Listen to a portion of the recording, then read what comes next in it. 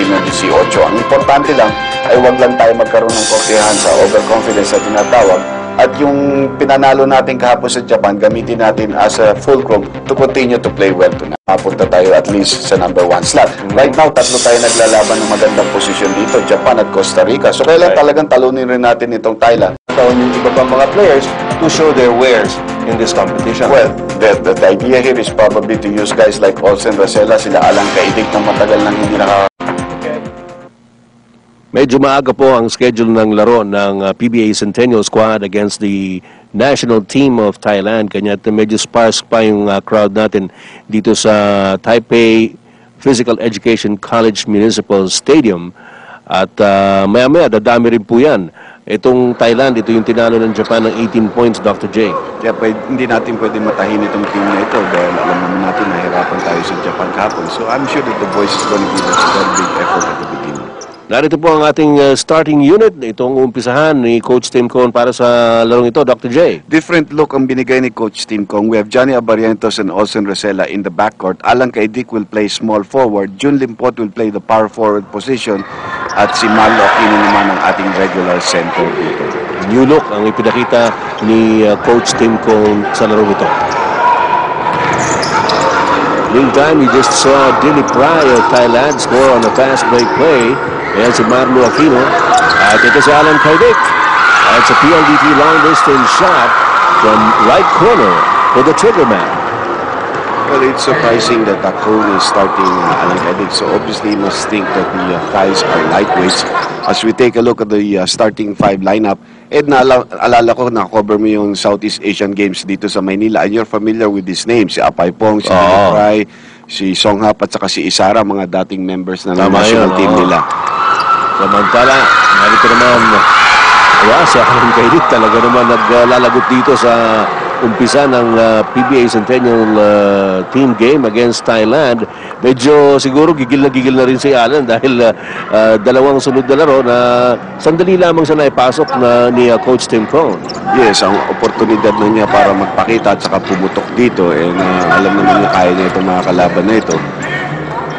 Samantala, ito si China Rong ng Thailand. Missing from the outside and Olsen Rosella. Sabay sila ni Johnny Abarientos na ipinasok ni Coach Tim Cone sa pag-uumpisa po nitong labang ito against Thailand. There goes Alan Kaidik again. Flawless shooting by Alan Kaidik, and that was a PLDT long distance shot. Well, ang nangyayari dito ay pinakikita ni Alan na kung magsosona kayo o hindi niya siya masyadong didikitan, ipapatayin kayo sa labas. So it's a 7-2 count in favor of the Philippines. All the points coming from Alan Kaidik. Inside pass to Apay Pong, their point guard. Medyo nabaliktad na yung play nila ron. Nasa ilalim yung si Apay Pong.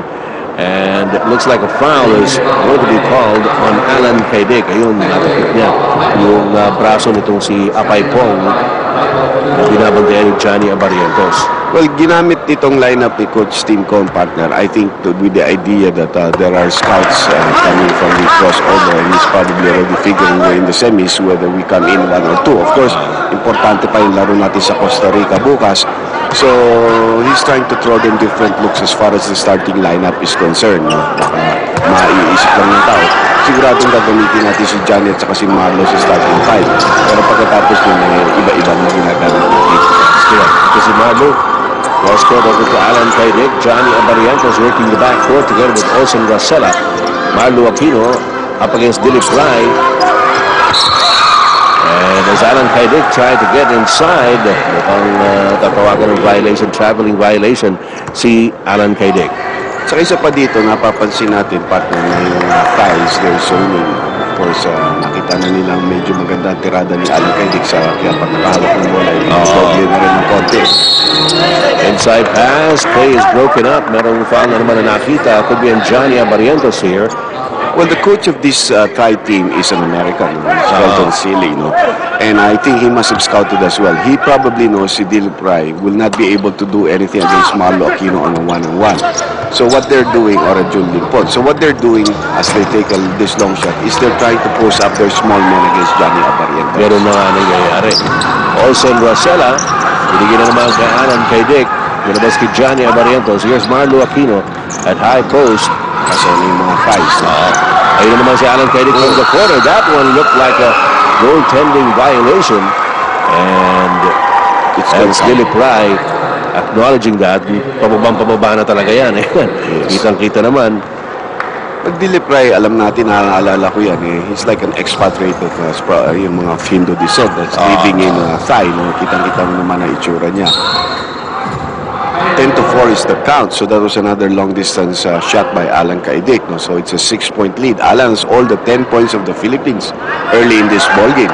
Ratsyadang matindi itong ginagawa ni Alan Kaidik sa pag-uumpisa po ng larong ito against Thailand. Nabanggit natin na itong Thailand has been our perennial opponent in the finals of the Southeast Asian Games. Yun nga lamang, hindi po nakalulusot sa ating mga RP Nationals sa SEA Games. And remember, sa SEA Games, ang ginagamit natin yung mga amateur players natin. That's right. The only time that we were threatened, maybe we lost the Southeast Asian Games here to the Malaysians. We played them there in the 80s, 89. Tapos yung number pa sila Yap. So, but then the Malaysians have sort of parang hindi na rin sila nag-improve and they have not found good players. So it's been the time na medyo nagiging competition natin dyan sa Southeast Asian Games.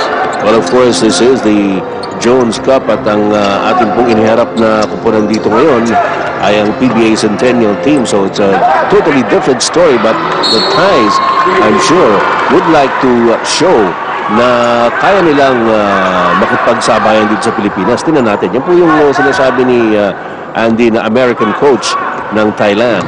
Si Felton Sili. Kahapon sa ating coverage ng ating game against Japan, it was clear.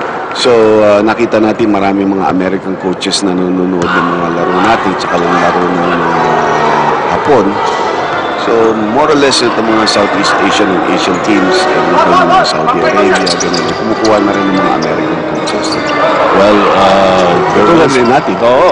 That's one way of improving your craft. At alam naman natin, nag-originate yung basketball dun sa Amerika. So, kung makakakuha ka ng mga magagaling na American coaches, that can certainly help you. Samantala na dinas naman yung bola sa mga kamay ni Alan Kaidik at hinayang na hinayang siya dahil solo-solo siya dun eh. This game is being played, I think, in one of the early games ng yung mga umaga. Maaga pa ito. Siguro yung ating mga kababayan niya, may iba nagtatrabaho pa, wala pa rin manood. Yung mga pwede, nakikita naman natin, marami rin nagsidalo dito sa larong ito. Olson Rasala comes up with a fast break play.